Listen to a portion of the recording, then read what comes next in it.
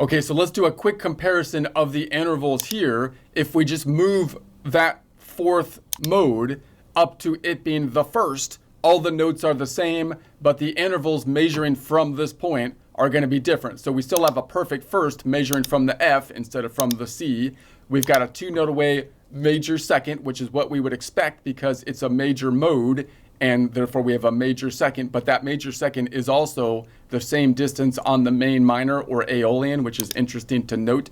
And then we have a 4-note away major third. That's the defining characteristic to make it a major mode, and which would make a major chord if we're thinking about a triad from it.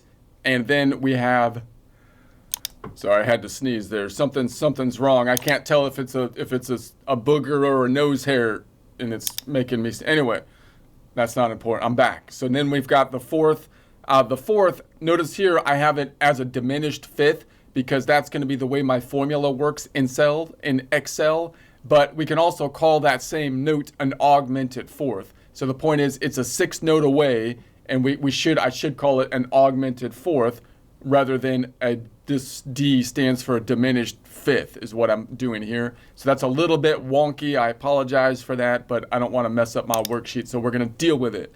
And then we've got, and that's the weird one, by the way. That's the weird one. So if you wanted to go from the Lydian to the major, what could you do? You could take this weird one. If I want to go from F Lydian to F major, I could take this weird interval that was augmented and basically flat it, and then we should be good.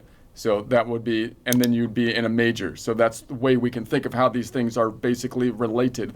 I get some people that are like, dude, you just do the same shape all the time. And it's like, well, yeah, because what we're trying to do is really learn the relationships between the shapes, and then you can shift everything up.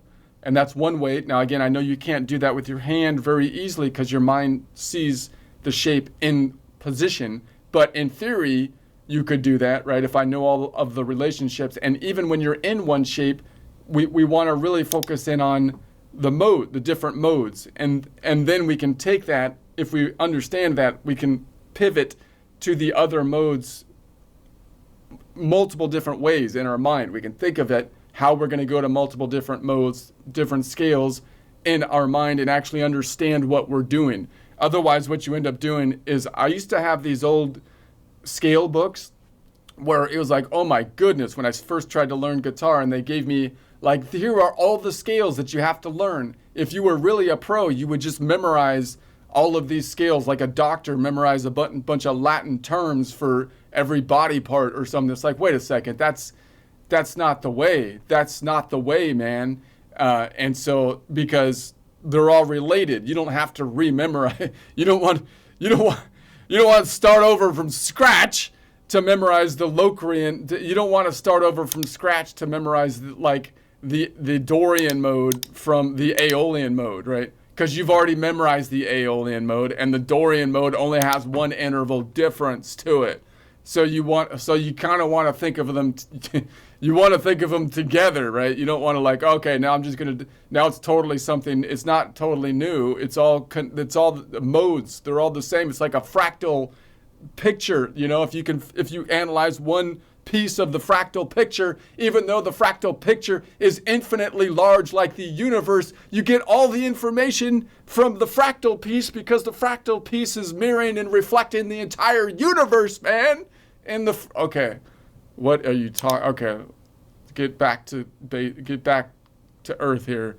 Then we have the 7-note away perfect fifth, which is a perfect. So notice the fourth is also funny because it wonked out a perfect. Usually that should be a perfect fourth, and now it's not, right? Because they changed one of the perfects. The seventh is still a 7-note away perfect fifth.